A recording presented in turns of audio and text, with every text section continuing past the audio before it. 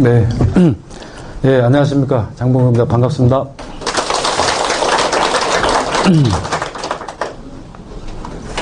네.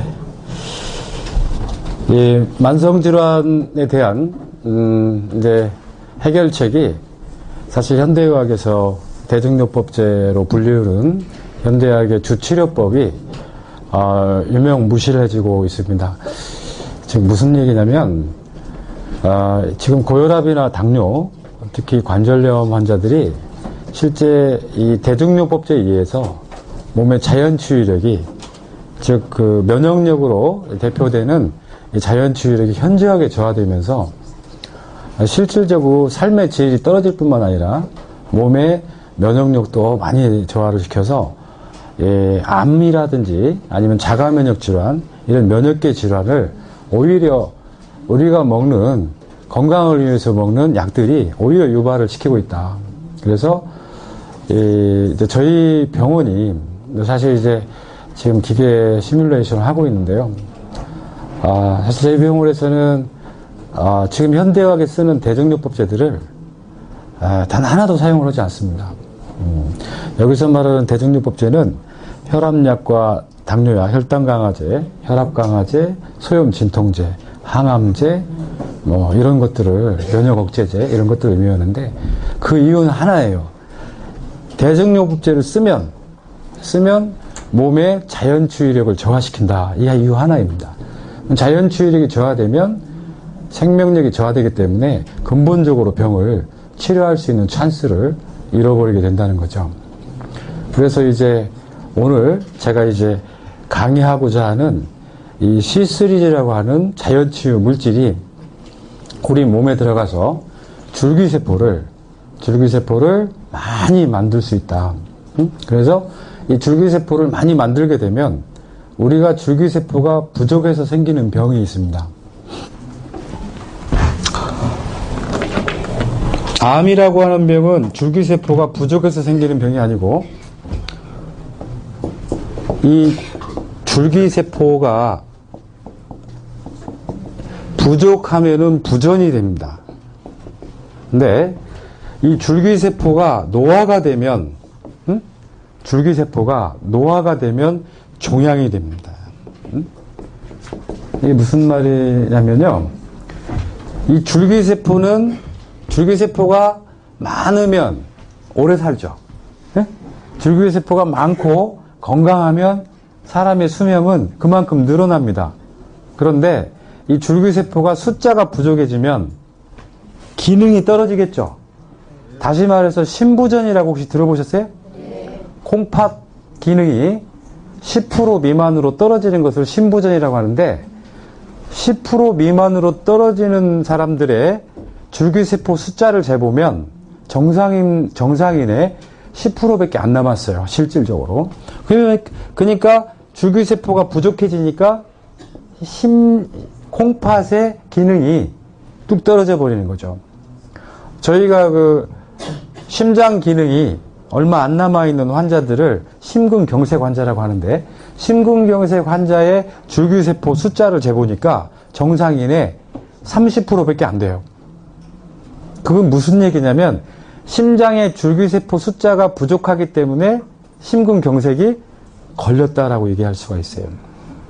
그러니까 심근경색, 이런 부전에 해당하는 병들은 경색으로 끝나는 병들 많죠. 심근경색, 뇌경색, 그 다음에 간경화나 동맥경화, 궤양도 마찬가지예요.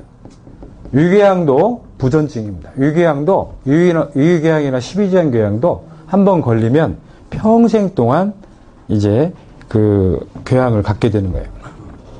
이렇게 줄기세포가 부족해서 생기는 병들이 이제 우리가 심부전, 사람으로 보면 뇌부전, 그 다음에 눈은 안구부전,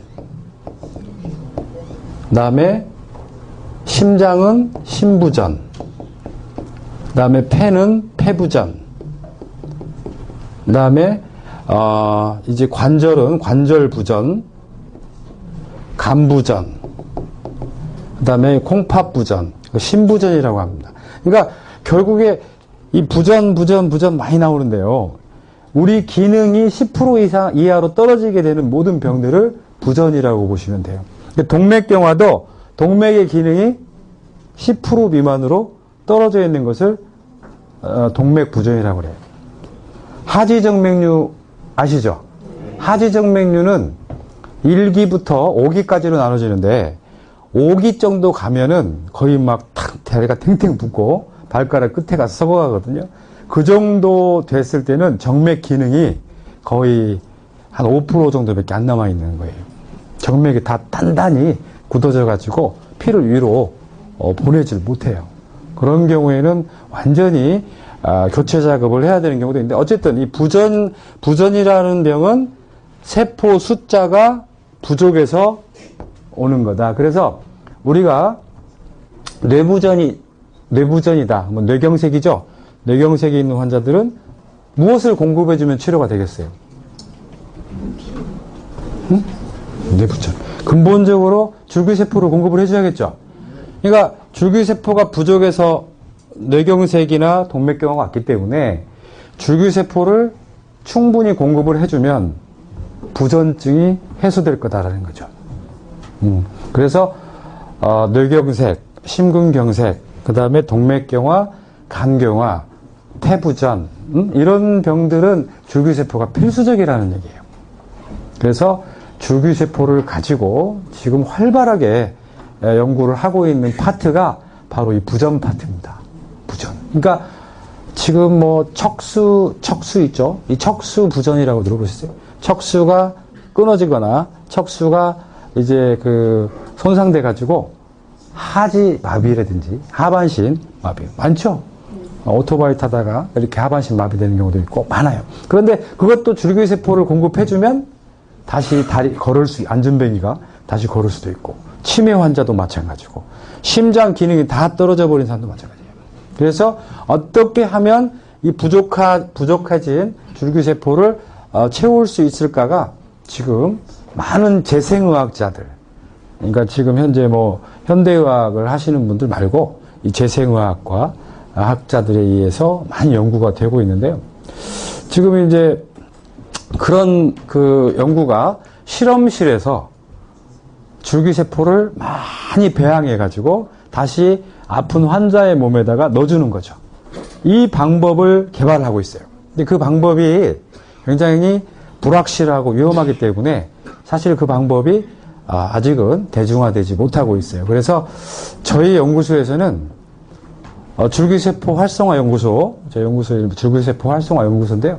저희 연구소에서는 이것을 줄기세포를 바깥에서 키우는 게 아니고 내 몸 안에서 키우는 거예요. 몸 안에서 키워서 그 몸에 필요한 곳으로 지가 알아서 스스로 갈 수 있도록 만들어주는 거. 이것을 지금 저희 연구소에서 연구를 하고 또 이것을 논문으로 제출도 했습니다.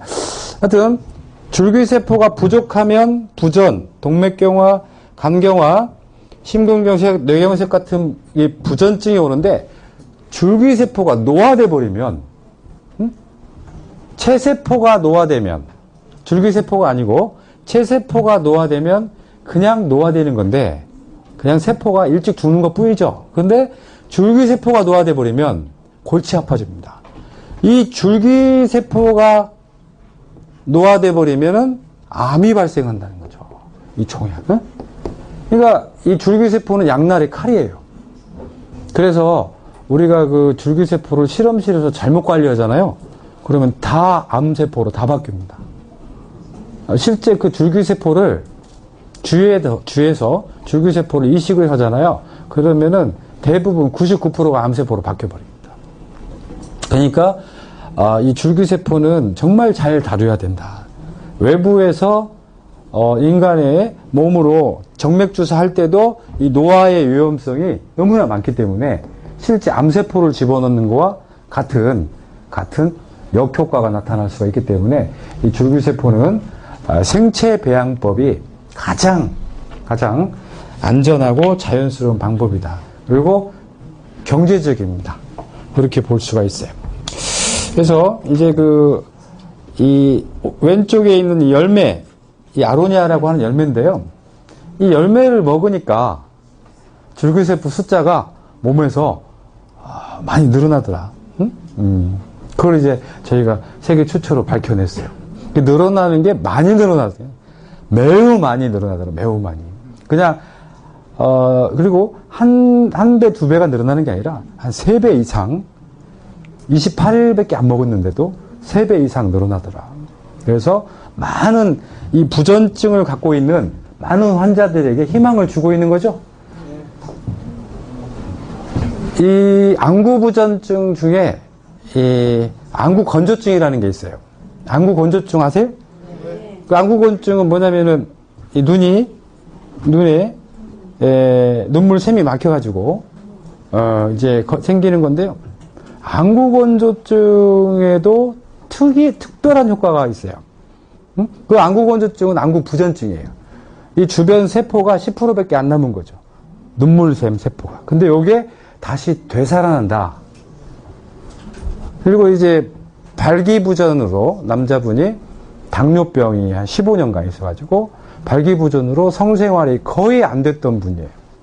근데 그 당뇨병으로 발기부전이 온 경우에는요, 실질적으로 혈관부전이라고 봐야 돼요.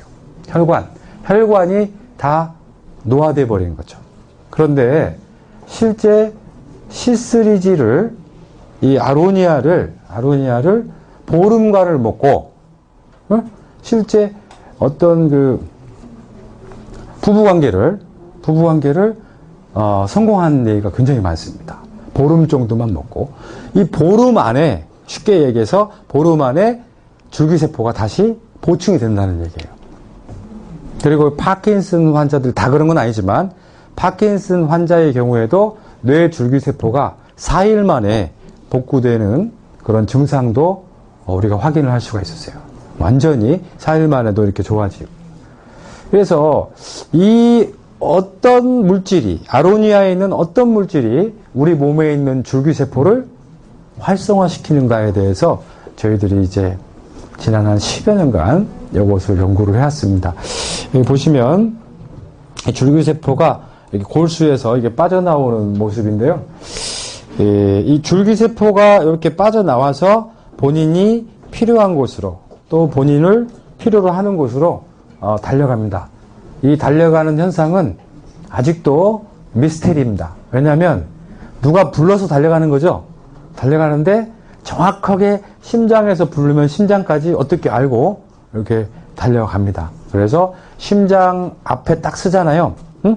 심장 앞에 줄기세포가 딱 쓰면 심장세포에서 줄기세포에게 효소를 쫙 뿌려요. 그러면 그 줄기세포가 뭘로 바뀌어요? 심장세포로 바뀝니다. 그리고 다른 뇌로 가는 스위치, 뇌로 되는 스위치, 눈으로 되는 스위치, 폐로 되는 스위치, 간으로 되는 스위치 다 꺼버리고 심장으로 가는 스위치만 딱 켜요. 그것은 심장세포에서 그 효소를 뿌리는 거예요. 그러니까 그 기능, 심장세포에서 효소를 뿌리는 그 기능도 굉장히 중요하겠죠. 줄기세포만 많아도 복구가 안 되는 경우가 있어요. 왜냐하면 그 살아있는 체세포가 심장세포에게 제대로 효소를 뿌려줘야 된다. 그래서 우리가 그런 효소의 역할도 대단히 중요하게 생각이 되고 있습니다. 예, 이 아로니아는 이렇게 아주 탐스럽고 튼튼하게 생겼습니다. 그리고 여기 이렇게 보시면 혈관을 상징하는 가지, 작은 줄기, 빨간색 줄기가 이렇게 있는데요. 이런 아로니아의 모습이 가장 건강한 아로니아입니다. 이렇게 혈관의 모습이 안 나오는 아로니아는 건강하지 못한 거예요. 그래서 이렇게 상사이론, 닮은 것이 닮은 걸 치료한다라고 하는 상사이론에서만 봐도 이 아로니아는 혈관과 세포에 굉장히 큰 도움이 되겠다라고 하는 걸 추정해 볼 수 있습니다. 킹스베리, 글루코베리, 하트베리, 스텐베리로 불리고 있는데요. 킹스베리는 왕이 먹었다 또는 베리 중에 왕이다 해서 킹스베리라고 하고, 글루코베리는 당뇨병의 특효다. 네. 실제 이 아로니아를 먹잖아요. 당뇨병 합병증, 당뇨 합병증을 예방할 수가 있어요. 어떤 분이 이제 저는 이제 이 약학을 전공했습니다만 예전에는요, 제가 95년도에 이제 그때 관리약사를 하고 있을 때는요, 혈당을 꼭 110으로 유지를 해야만이 합병증이 안 생기는 줄 알고 있었어요. 응? 그리고 혈압을 꼭 130으로 유지를 해야만이 합병증이 안 생기는 줄 알고 있었어요. 그래서 당뇨약과 혈압약을 그때만 해도 1차 의료기관이 약국이었죠. 그래서 약국에서 당뇨약, 혈압약을 처방을 해줬었어요. 의약분업 되기 전이니까. 그래서 굉장히 많은 당뇨약과 혈압약을 환자들에게 처방을 해줬었는데요. 지금만 생각해 보니까 너무 잘못된 거예요. 응? 뭐가 잘못됐느냐? 당뇨 합병증을 유발하는 것은 당뇨약이었고, 예? 고혈압의 합병증을 유발하는 것은 고혈압 약이었어요. 그러니까 우리가 고혈압약하고 당뇨약을 우리가 일반 병원에서 이렇게 이야기를 하는 것처럼 지속해서 먹어야 되느냐, 아니면 아주 혈압이 많이 올라갔을 때만 응급 상황에서 먹어야 되느냐는 이미 어느 정도는 답이 나와 있는 거예요. 왜냐하면 우리 몸은 다 살기 위해서 움직이지 죽으려고 움직이는 게 아니란 말이죠. 그래서 당뇨약을 인위적으로 우리가 이렇게 조절을 하잖아요. 조절을 하면 우리가 당을 조절하는 능력이 사라져버리는 겁니다. 그리고 그 다음부터는 당뇨약이 우리 몸에 들어가서 뭘 만드냐면 독소, 활성산소라고 하는 독소를 만들어서 우리 몸에 있는 췌장을 완전히 다 녹여버립니다. 췌장뿐만 아니고 눈도 다 녹여요. 그래서 실제 이 당뇨병 환자의 망막증으로 실명하잖아요. 실명의 가장 중요한 원인이 인슐린이라는 말이 있어요. 네?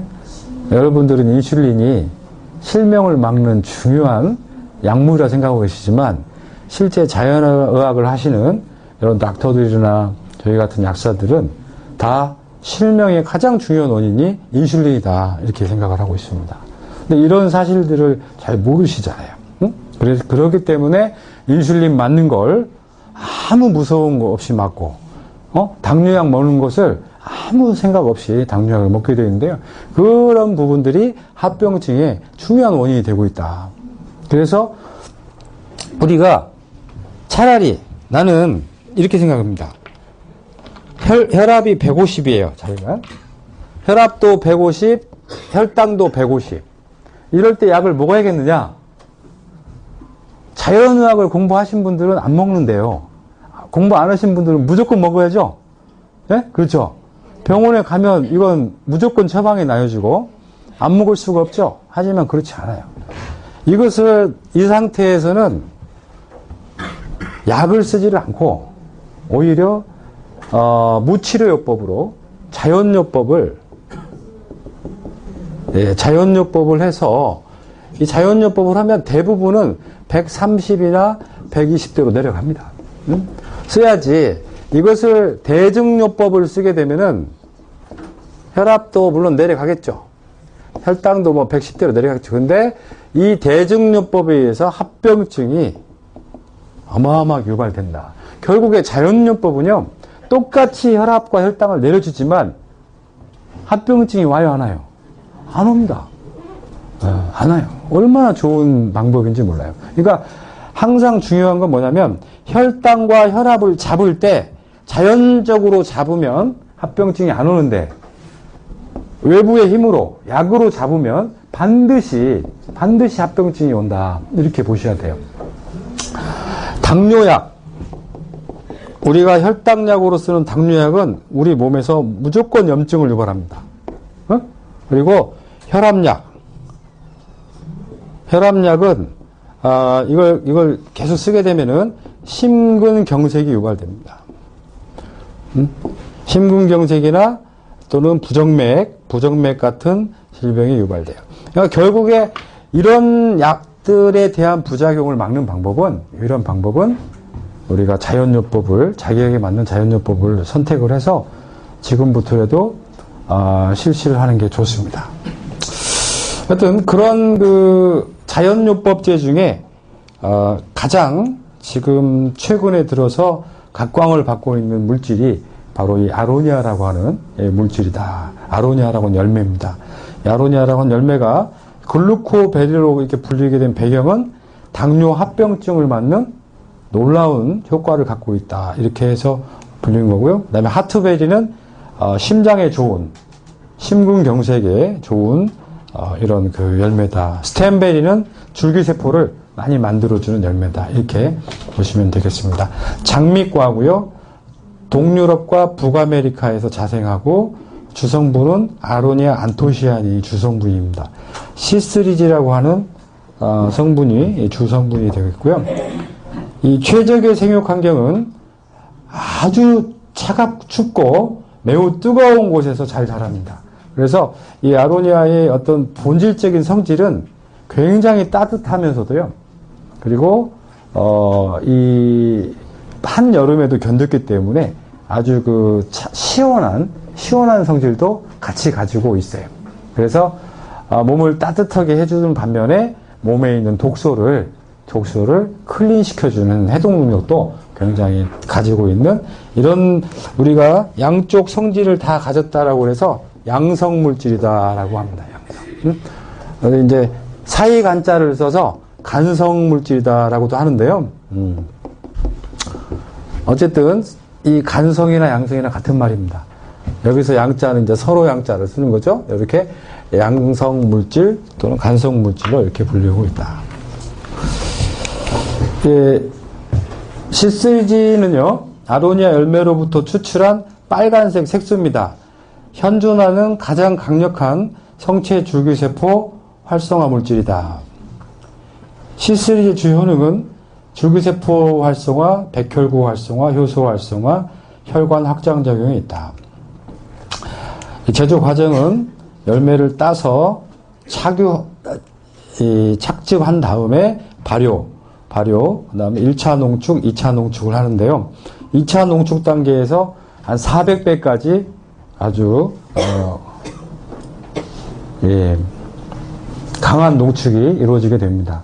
C3G 농축액의 농도는 블루베리 주스의 약 250배, 포도의 800배 정도 되는 안토시아닌과 파이토케미칼을 함유하고 있다.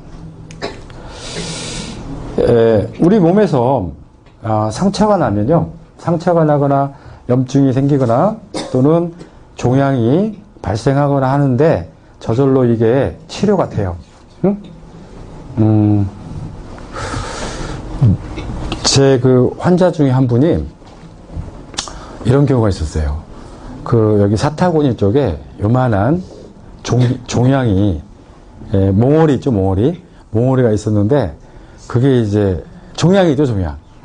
종양이 있었는데, 요걸 갖다가 이제 병원에서는 수술을 이렇게 하라고 했는데, 이 종양, 양성종양이다. 수술하라고 했는데, 저는 병원에서는 저절로 없어집니까? 물어봤더니, 절대 저절로 없어지는 일 없다. 그러니까, 내가 이건 저절로 없어질 수 있으니까, 한 3개월 정도, 아니면, 짧게 한두 달 정도만 일단 자연요법을 해라. 근데 병원 치료를 받다가 안 없어지니까, 수염제 먹고 안 없어지니까 병원에 수술을 권했어요. 근데 제가 이제 자연요법으로 이제 아로니아하고 노유파를 두 가지를 같이 이제 써줬었는데요. 한 2달 됐는데, 요게 한 3년간 그런 몽골이 종양이 있었는데, 2달 되니까, 한 반 정도로 석 달 되니까 거의 대부분 다 없어졌어요. 그런데 그 없어진 이유가 과연 뭐냐? 궁금하잖아요. 실제 이 아로니아에 들어있는 어떤 성분이 이런 종양을 이렇게 없앨 수 있는가? 이런 것들이 대단히 중요합니다. 그러니까 이런 것들을 잘 설명을 하실 수가 있어야 되고 본인도 그걸 알고 이걸 복용을 해야 되는데 최근에 보니까 노벨 의학상 받은 분이 항산화제를 먹으면 항암 치료에 방해, 혹시 보셨어요? 항산화제를 먹으면 항산화제, 블루베리 같은 항산화제를 먹으면 항암 치료에 방해가 된다. 이렇게 이제 보도자료에 그렇게 이제 아무 생각 없이 넣어놨는데요. 그 이야기는 반대로 이야기하면요. 그러니까 이제 블루베리 판매하는 사람들 있죠. 또 농부들하고 판매하는 사람들이 다 이제 울상이 되고 판매량이 줄었다고 하는데, 다시 제가 말씀을 드리면 보도자료를 그런 식으로 쓰면 안 돼요. 그 아주 엉망이죠. 기자의 수준도 많이 떨어지는 것 같고, 무슨 말이냐면 거기 보면은 모든 항암제는 다 암세포를 죽일 때, 암세포를 죽일 때 활성산소를 씁니다. 즉, 항암제가 암세포를 그냥 죽이는 게 아니고, 우리 몸에 항암제가 들어가면 활성산소, 유해산소가 만들어져요. 그 유해산소를 가지고 암세포를 공격한단 말이에요. 그런데 유감스럽게도 그 암세포가 항암제에 의해서 죽습니까? 절대 안 죽죠. 그런데 보세요. 이게 암세포고, 요게 정상세포예요. 또 여기에는 면역세포가 있어요. 정상. 그런데 여기에다가 항암제를 이렇게 썼어요. 항암제가 우리 몸에 들어오면 양잿물을 만든댔죠? 양잿물을 만듭니다. 이게 하이드록실 라디칼이라는 양잿물이에요. 이 양잿물 정도 되면 암세포도 죽이겠죠? 정상세포 어떻게 해요? 죽이죠. 면역세포 죽이죠. 그런데 여기서 놀랄만한 일이 발생합니다. 암세포는 원래 죽어요, 안 죽어요? 안 죽습니다. 암세포는 항암제, 어떤 항암제로도 암세포가 다 죽지는 않아요. 크기가 30% 정도 줄어요. 10에서 30% 정도 주는데요. 그러면은 크기가 한 요 정도쯤 되겠죠? 예? 암세포는 죽지는 않고. 그런데 항암제를 더 세게 쓰면 어떻게 돼요? 사람이 죽기 때문에 항암제는 더 세게 쓸 수가 없어요. 크기를 줄이는 정도. 크기를 줄이는 축소 효과가 있는 암이 불과 10%밖에 안 돼요, 또.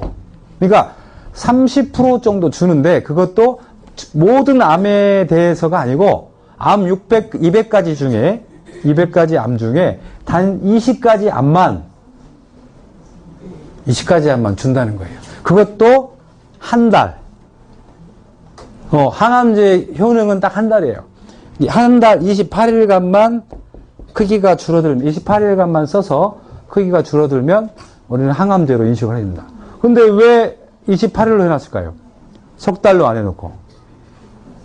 왜 한 달 치료 받았을 때 효과가 있으면 항암제로 승인을 해줬을까요?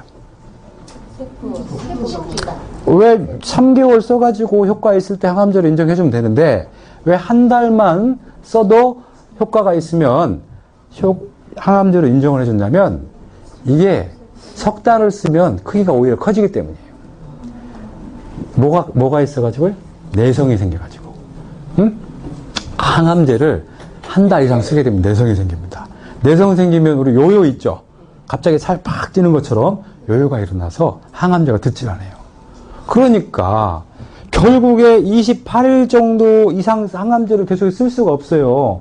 이거 이상 쓰게 되면 연속해서 이거 이상 쓰게 되면 어떻게 돼요?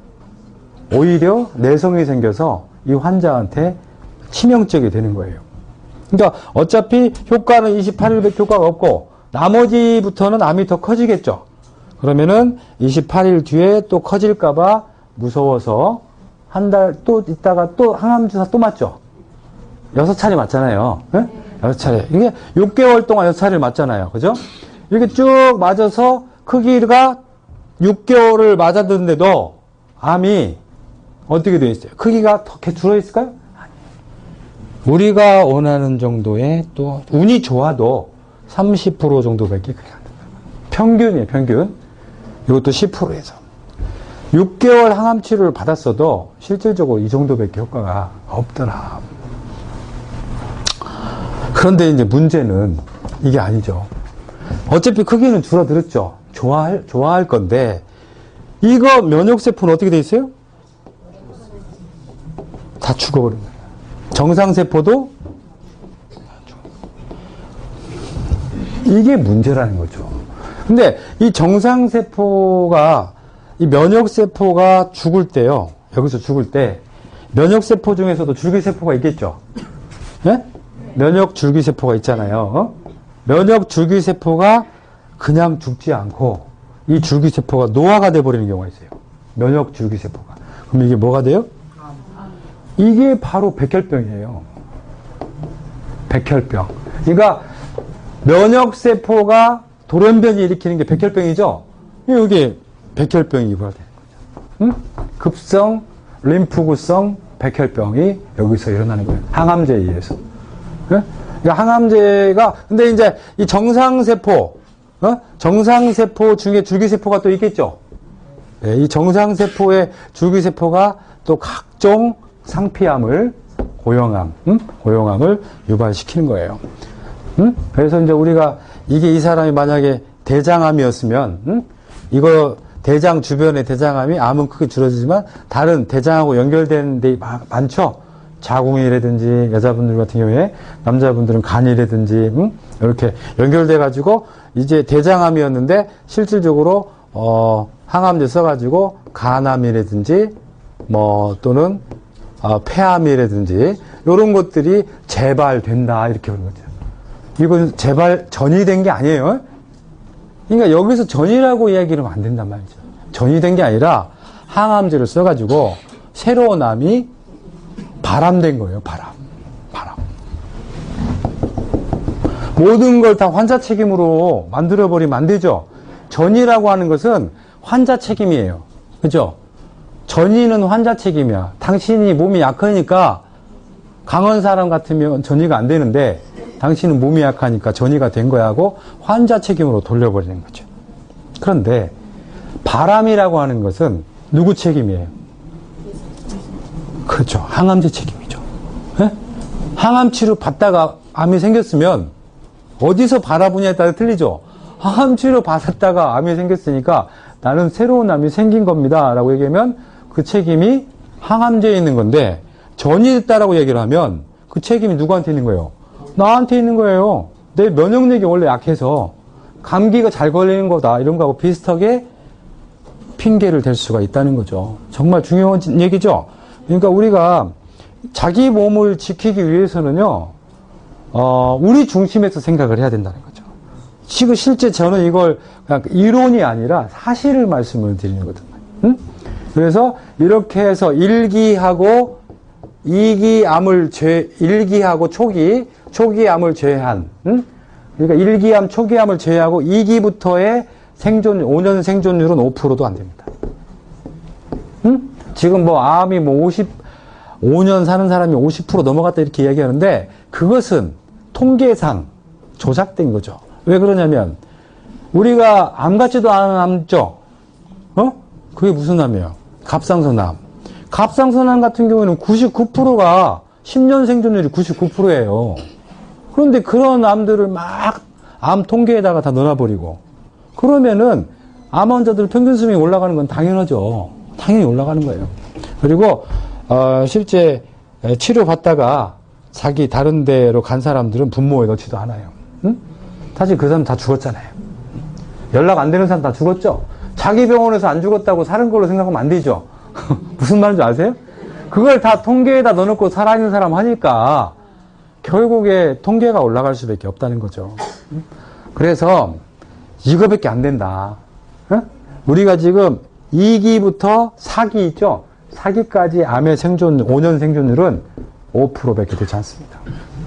5%. 이것도 많이 한 거예요. 5%. 그러니까 암이라고 하는 부분을 현대의학에서 항암 치료라든지 특히 뭐 수술요법, 항암 치료, 방사선 요법이 암을 치료하는 데는 제가 보기에는 이건 가능성이 거의 없다. 5%라고 하는 건 거의 없는 거죠.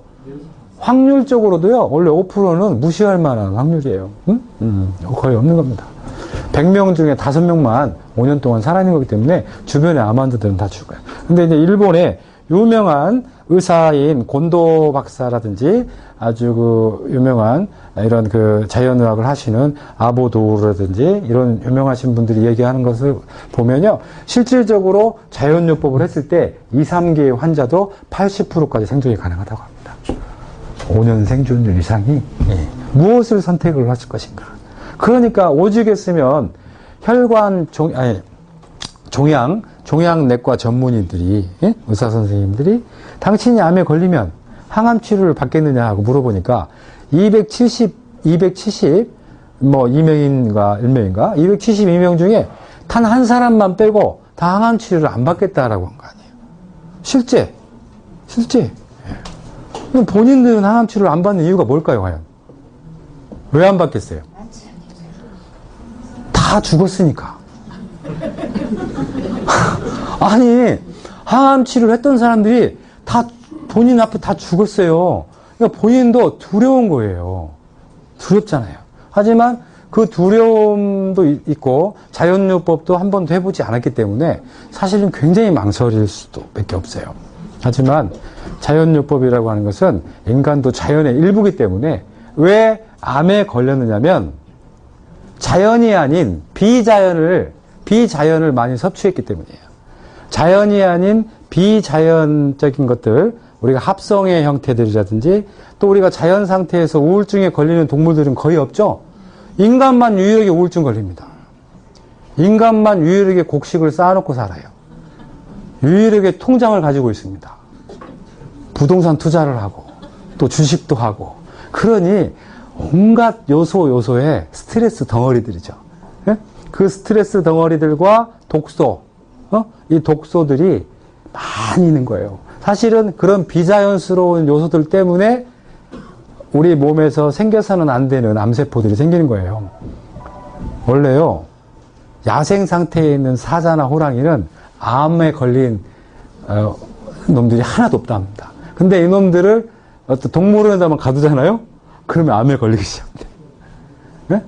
네. 그러니까 이런 이야기는 뭐냐면 스트레스가 가장 중요한 바람의 원인이기 때문에 우리가 근본적으로 암을 치유하고자 하는 사람은 자연으로 들어가야 되고 욕심을 버려야 되고 자연의 한 사람으로 나를 한 부분으로 자기를 인식할 수 있는 작지만 중심에 놓고 자기가 인식할 수 있는 그런 생각이 정말 필요합니다. 안 그러면 치료할 수가 없어요. 그러니까 그 세계적인 그 암센터에 MD 앤더슨이라고 하는 세계적인 암센터에 거기에 그 저명한 그 지금 암 전문의로 일하시는 김우신 박사님께서 뭐라고 했냐면 KBS 아침마당에 나와서 이미 자기 방에 문 열고 들어올 때부터 그 암 환자의 수명은 정해져 있다 이런 말을 했어요. 정말 촉 떨어지는 얘기죠. 진료도 받기 전에 문 열고 딱 들어가는 순간부터 그 사람은 이미 언제 죽을 것인가가 정해져 있다는 거예요. 이 말이 무슨 얘기인지 아세요? 자연으로 돌아갈 것인가 아니면 항암 치료에만 의지할 것인가 이런 상태에 따라서 그 사람의 수명은 이미 정해져 있다는 뜻이에요.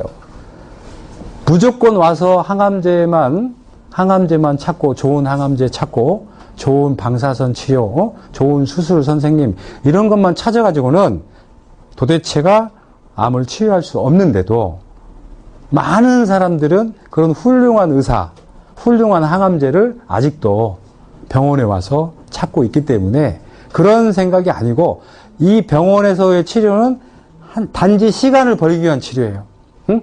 병원에서의 항암치료는 단지 시간만 버는 겁니다. 제가 말하는 시간이라는 건 뭐냐면 자연 치유력을 회복할 때까지 그 시간을 벌기 위해서 수술도 하고 경우에 따라서는 항암 치료를 불가피하게 선택을 해야 되는 경우 있겠지만 그게 마치 전부인 것처럼 하는 것은 몸을 죽이는 행위다. 그래서 심지어 저희 쪽에서는요. 항암제 모든 암 환자의 80%가 항암제에 의해서 죽는다. 항암제에 의해서.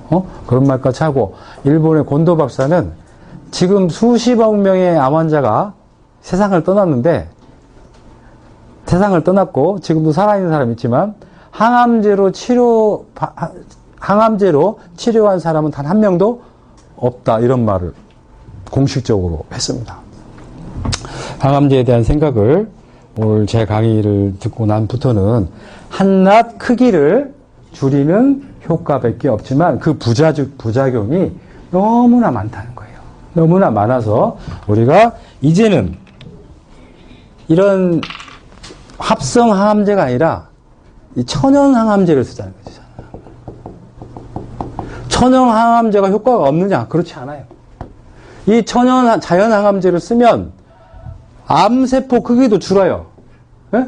암세포는 완전히 다 없애지진 않아요. 암세포 크기가 이렇게 줄습니다. 하지만 이 천연 항암제는 어떤 효과가 있냐면 정상세포를 어떻게 만들어요? 죽게 않죠. 정상세포를 살립니다. 그리고 면역세포도 어떻게 해요? 면역세포도 살려요. 오히려 면역세포 수치를 올려줘. 그래서 이 면역세포가 작아진 암세포를 공격해서 오히려 마무리까지 할 수 있도록 만드는 것이 천연 항암제예요. 무엇을 선택을 해야겠어요? 응? 무엇을? 당연히 답이 나와 있는 거거든요. 답이 나와 있기 때문에 이렇게 앞으로 이제 이 항암제에 대한 생각을 다시 해야겠다. 이렇게 지금 되겠습니다. 어쨌든 이 자연 치유가 일어나기 위해서는 일단 몸이 깨끗해야 됩니다. 그리고 이 백혈구가 힘이 좋아야 돼요. 그래서 그 다음에 줄기세포가 왕성해야 됩니다. 이 세 가지. 몸이 깨끗하고 백혈구가 힘이 좋아야 되고 이 줄기세포가 왕성해야만이 우리가 신진대사가 원활하게 돌아가면서 우리가 자연치유가 잘 일어난다. 백혈구가 주로 하는 일은 종양염증, 미생물, 독소를 제거해주는 역할을 하고 줄기세포는 재건축을 하는 겁니다. 네? 우리 세포들이 죽고 낡고 병들잖아요. 그러면 이것들을 다 없애고 다시 새로운 세포들로 조직을 만드는 역할을 줄기세포가 하는 것입니다. 줄기세포의 종류는 배아줄기세포와 성체줄기세포가 있는데 배아줄기세포는 수정된 다음에 한 일주일 정도, 일주일에서 한 달 사이를 배아줄기세포라고 하는데 이 배아줄기세포는 무서운 세포예요.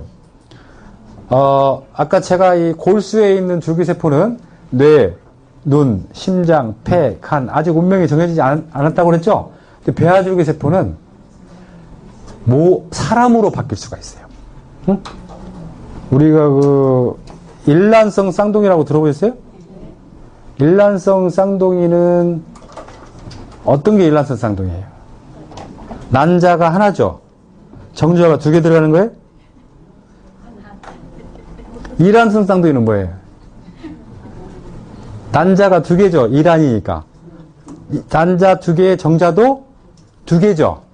근데 일란성 쌍둥이는 난자 하나에 정자 하나예요. 그런데 나중에 분열하다가 2개로 딱 나눠져 버리는 거예요. 안에서. 그러니까 사람이 우리가 지금 한 배아에서 똑같은 사람이 쌍둥이 보면 알 수 있죠? 똑같은 사람이 이론적으로는 48명도 나올 수 있어요. 이론적으로. 근데 48명이 어떻게 자라요? 48명이 나올 수 있어요. 그걸 이제 배아줄기세포의 특징이라고 합니다. 배아줄기세포는 하나의 완벽한 생명을 만들 수가 있어요. 우리 인간하고 똑같이. 그래서 그것을 실험실에서 다 세포 하나씩 다 나눠가지고 이것들을 갖다가 인공수정이라든지 다른 이렇게 착상을 해서 키우면 진짜 48명의 똑같은 사람이 나올 수 있어요. 그것을 이제 황우석 박사가 그것을 하려고 했었는데 그 윤리적이지 않다. 응? 진짜 똑같은 사람, 나하고 똑같은 사람이 진짜 수백 명이 돌아다녀 볼 수도 있어요. 완전히 이제 범죄 쪽에 활용이 되면 아주 큰 일들이 발생하는 거죠. 그래서 통제하겠다고는 하지만 사실은 굉장히 위험성이 많은 부분이라 배아줄기세포는 법적으로 많이 이렇게 묶어놨습니다. 그래서 지금 연구소에서는 배아줄기세포가 아니라 성체줄기세포를 가지고 하고 있어요. 골수에 들어있는 성체줄기세포를 가지고 지금 세포 치료제를 개발하고 있다. 성체줄기세포는 이렇게 우리가 지방줄기세포를 많이 이렇게 활용을 하고 있는데요. 여기 파미셀이라는 회사는 이제 그 골수에서 줄기세포를 뽑아내고 RNA라고 하는 회사는 지방에서 줄기세포를 뽑아요. 그러니까 이제 골수에서 줄기세포를 뽑는 방법, 지방에서 줄기세포를 뽑는 방법, 그 다음에 혈액에서 줄기세포를 뽑는 방법 세 가지가 있는데 그 중에 줄기세포가 가장 많은 곳은 어디겠어요? 골수겠죠? 가장 많지만 골수에서 뽑을 때 주사기로 뽑기 때문에 골수가 많이 다칠 수가 있어요. 그래서 골수가 다칠 위험성이 많고 또 이 지방에서 줄기세포를 뽑으면 지방이 이미 분화가 많이 되어 있기 때문에 다시 다른 심장이라든지 뇌로 될 가능성이 굉장히 적다라고 볼 수가 있고 가장 안전한 줄기세포가 혈액줄기세포인데요. 지금은 이제 그 안전성을 떠나서 줄기세포를 뽑을 때 산화가 된다는 거예요. 우리 바깥으로 인체 바깥으로 뽑을 때 노화되고 산화되고 또 키울 때도 노화되고 산화되기 때문에 그렇게 줄기세포를 배양시키는 뽑아서 배양하는 방법은 노화 문제로 인해서 아까 말씀드렸지만 줄기세포가 노화되면 암에 걸린댔죠. 그러니까 그런 심각한 문제점들이 있어요. 이런 거죠.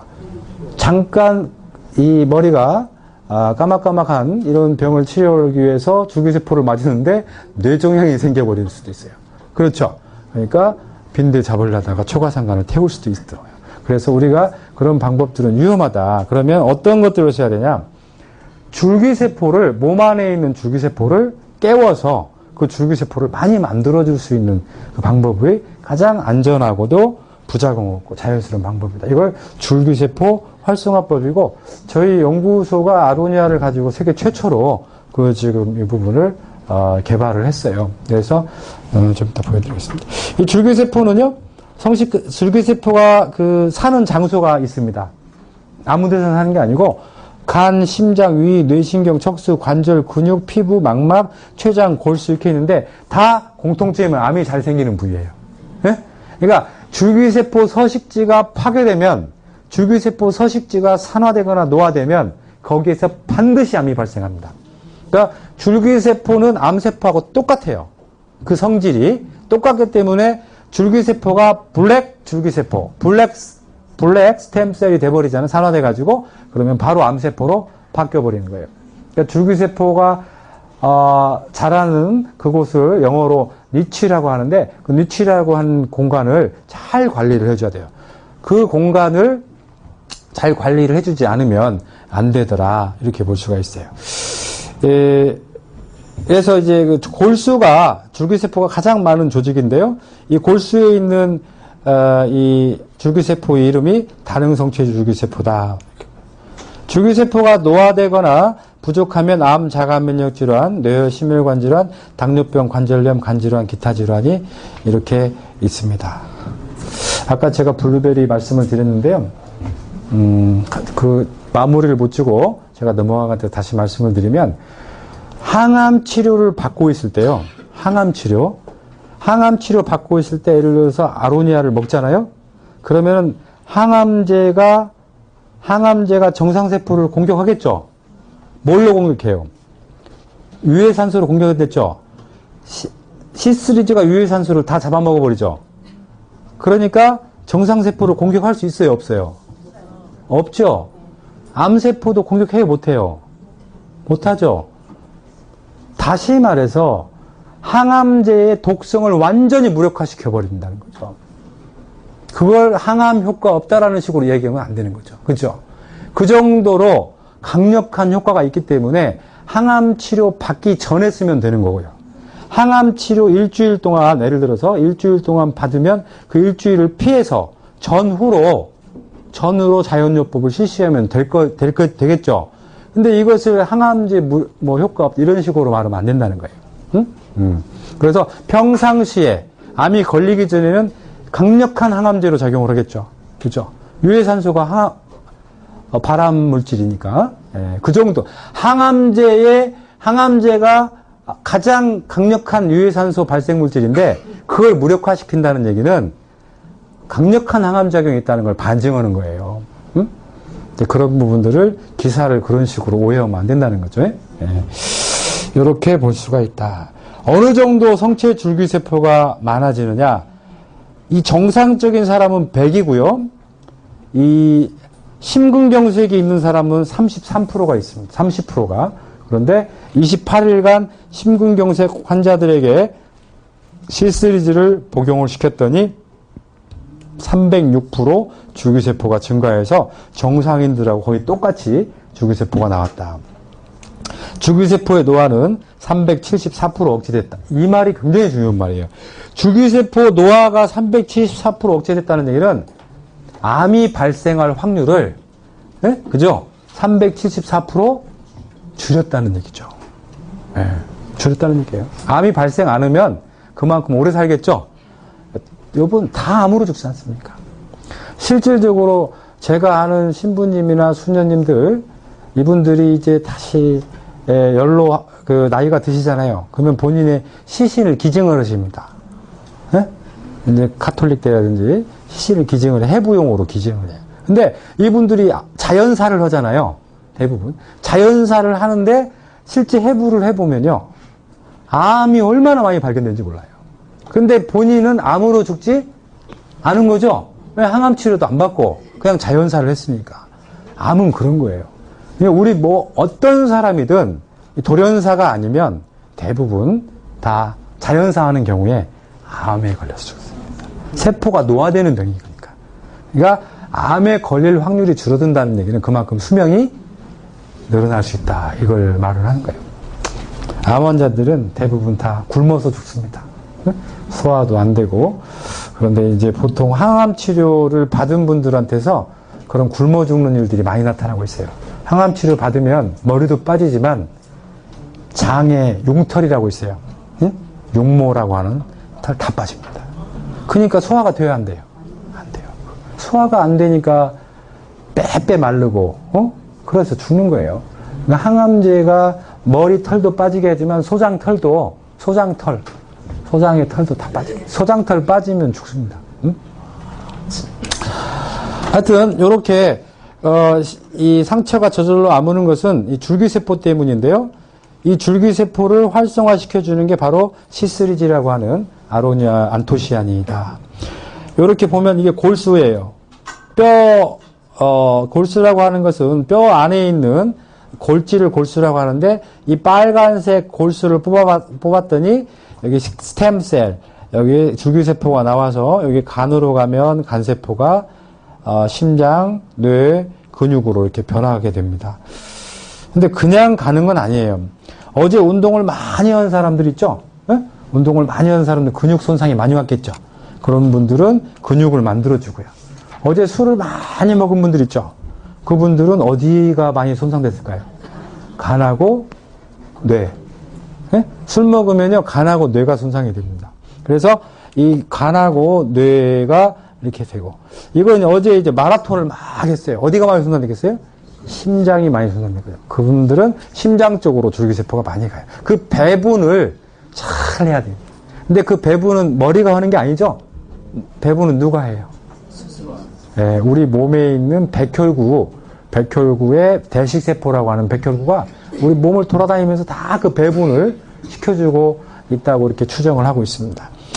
어쨌든 우리 몸에서 이런 줄기세포를 활성화시켜주는 물질이 원래 있는데 그게 작동을 않게 되면 병에 걸린다. 그래서 외부로부터 그 작동하는 물질을 대체할 수 있는 C3G라고 하는 물질을 공급을 해주면 줄기세포가 이렇게 활성화돼서 복구, 손상 계속 이게 유기적으로 일어나면서 건강을 지킬 수가 있다.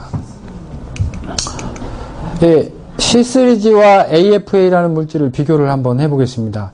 C3G는 빨간색 색소인 반면에 AFA, 블루그린 알지는 파란색 색소입니다. C3G를 안토시아닌이라고 불리우는데 이 AFA는 피코시아닌이라고 하는 청색 색소예요. 이게 C 시리즈는 마레겐 잭사의 C 시리즈 고농축액으로 제품화되어 있는 반면 여기는 미국에 있는 회사인 스템테크사의 SE2라고 하는 제품으로 되어 있어요. 줄기세포 활성화 효과는 C 시리즈는 약 60mg 섭취하면 306% 증가하는 반면 이 AFA는 약 1000mg 정도를 섭취해서 약 30% 정도 증가하는 것으로 확인이 되고 있습니다. 어떤 게 더 줄기세포 활성화 능력이 센가요? C가 세죠? 그러니까 이 태양의 힘이 바다의 힘보다 훨씬 센 거예요. 훨씬 많이 센 겁니다. 햇빛의 자외선을 받고 발생한 이 C 시리즈라고 하는 이 방어 물질이 자극력이 줄기세포 자극력이 훨씬 더 세다라고 하는 걸 보여주고 있습니다. 이 C 시리즈의 연구기관은 이렇게 삼성의료원, 한림대 경희대 이렇게 있고 국외경영은 바르샤바, 아달메드, 에고로팜, 미 농무부가 있겠습니다. 예, 이런 C 시리즈의 쭉 임상 논문들이 있는데요. 지금 제 책자에도 넣어놨습니다만 한 140편 정도의 논문이 되어 있는데 그 중에서 가장 논문이 많은 부분들이 이 파트들입니다. 그 다음에 동맥경화, 고혈압, 면역 증진, 항암 이런 쪽으로 가장 많은 논문들이 발표가 되었습니다. 여기는 불임, 임신 중독증, 미수가, 지방분해, 항방사선, 항노화, 항아토피, 항알러지, 시력 개선, 간세포 이렇게 있는데요. 지금 이제 제가 지금까지 임상을 쭉 해왔습니다만 사실 99%라고 이야기하는 게 별로 없어요. 99%는 힘들죠? 힘듭니다. 왜냐하면 그 환자의 심리적인 상태라든지 환경적인 차이가 너무 차이가 있기 때문에 힘든데 그래도 이 많은 사례들 중에 이 99% 이게 전부 다 거의 대부분 치료가 된 증상이 뭐냐면 불임이에요. 불임하고 여기 보면 아토피. 아토피하고 불임은 아주 탁월한 효과를 가지고 있는 것 같아요. 그래서 실제 보통 불임 환자들은요 안 가본 곳이 없어요. 그러겠죠. 우리나라에 제일 유명하다는 이 병원부터 용하다는 한의원까지 안 다녀본 데가 없어요. 근데 문제는 뭐냐? 부부가 같이 가죠. 같이 가는데 둘 다 이상이 없게 나와요. 근데 이상이 없는 경우에만 치유가 됩니다. 이상이 분명히 있는 경우에는 치유되기 힘들겠죠. 예를 들어서 아예 정자가 안 나온다든지 아예 난자가 없다든지 이런 경우에는 뭘로도 힘들 거 아니에요. 근데 난자도 있고 정자도 있는데 이상하게 수정이 안 된다든지 수정이 됐는데도 착상이 안 된다든지 이런 문제를 갖고 있을 때 이게 우리 C 시리즈가 강력한 위력을 발휘합니다. 이 주변에 불임으로 이렇게 힘든 분들이 있으면 반드시 이걸 권해주는데요. 사실 미수가나 거의 똑같은 거예요. 미수가 이게 뭐냐면요. 제가 좀 설명을 드릴게요. 중요한 부분이니까 이렇게 정자가 있는데요. 이 정자가 이렇게 산화돼 버립니다. 얘는 수정 능력이 있어요, 없어요? 있죠? 얘는 수정 능력이 없습니다. 현미경으로, 아무리 고성능 현미경으로 이 정자를 뚫어지게 쳐다봐도 이게 빨간색인지 검은색인지 몰라요. 이게 세포막이 산화된 상태는 신백계는 모릅니다. 알 수가 없습니다. 산화됐는지 안 됐는지 몰라요. 움직이기도 합니다. 움직이기도 하는데 보통 난자까지 도달하는 1억 5천 마리의 정자가 그 레이스를 벌치는데요. 레이스를 쫙 펼쳐서 이 나팔관까지 이제 단거리는 아니고 중거리 달리기를 하는데요. 쫙 가갖고 마지막에 그 중간에 다 죽고 마지막에 한 100마리 정도가 갑니다. 근데 그 100마리가요. 난자가 크기가 정자의 72,000배라고 그랬죠? 어마어마하게 큽니다. 이 100마리가 단 한 곳만 계속 부딪혀요. 한 곳만. 그 한 곳에 이 부위가 있잖아요. 이 부위에 정자가 와서 헤딩을 하는 거예요. 탁 헤딩을 합니다. 그러면 헤딩하는 부위가 여기예요. 헤딩을 하는 부위가 여기예요. 근데 여기에 뭐가 있냐면 효소가 이렇게 있습니다. 이 안에. 응? 효소 주머니가 있어요. 그래서 그 머리로 여기를 딱 부딪히면 효소 주머니가 어떻게 해요? 터지죠? 효소가 나올 거 아니에요. 그러면 여기 벽이 점점 녹아요. 예? 녹아요. 그러면 이제 첫 번째 부딪혀요. 얘 죽죠? 두 번째 부딪혀요. 죽죠? 100마리가 계속 부딪혔는데도 안 깨지면은 그때 장사 못한 거죠?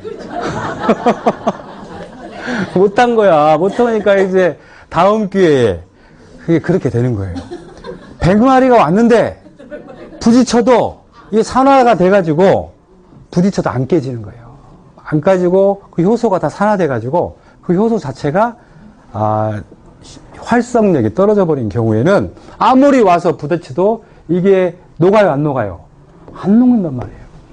그렇지, 그러겠죠. 그러니까 수정이 안 되는 거고요. 이걸 이제 이 정자가 갔어요. 이 정자가 가서 부딪혔습니다. 그러면 녹아야죠. 근데 안 녹는 경우가 있어요. 얘가 산화돼 버린 경우가 있어요. 난자가 산화돼 버렸단 말이죠. 난자가 산화돼 버리면 이게 아무리 와서 부딪혀도 반응이 일어나요, 안 일어나요? 안 일어나요. 이게 둘 중에 누가 산화되는지는 모르니까 둘이 같이 먹어야 되겠죠? 예. 그렇습니다. 누가 산화되는지는 누구도 모르는데 알 수 있는 방법은 좀 있어요. 식생활 같은 거. 컴퓨터를 하루에 몇 시간 쓰는지, 밥은 어떻게 먹는지, 술, 담배를 하는지 이런 것들로 대략 파악은 됩니다. 대략 파악은 되는데 제 경험상 남자가 80%가 문제가 있어요. 남자가. 그리고 직장 여성들도 직장 여성이면 직장 여성도 문제가 많이 있어요. 어쨌든 직장을 다니게 되면 그 스트레스라든지 이런 것들로 인해서 산화가 많이 오는 모양이에요. 하여튼 그런 이 아로니아를 먹게 되면 이 산화된 정자가 다시 어떻게 됩니까? 복구가 일어나죠? 이 복구가 3개월 안에 일어납니다. 그래서 이 세포막이 문제라면 이 세포막을 교체시켜주는 노유파라고 하는 기름 있죠? 이 노유파라고 하는 기름과 같이 아로니아를 써주면 효과는 대단히 커지게 되겠습니다.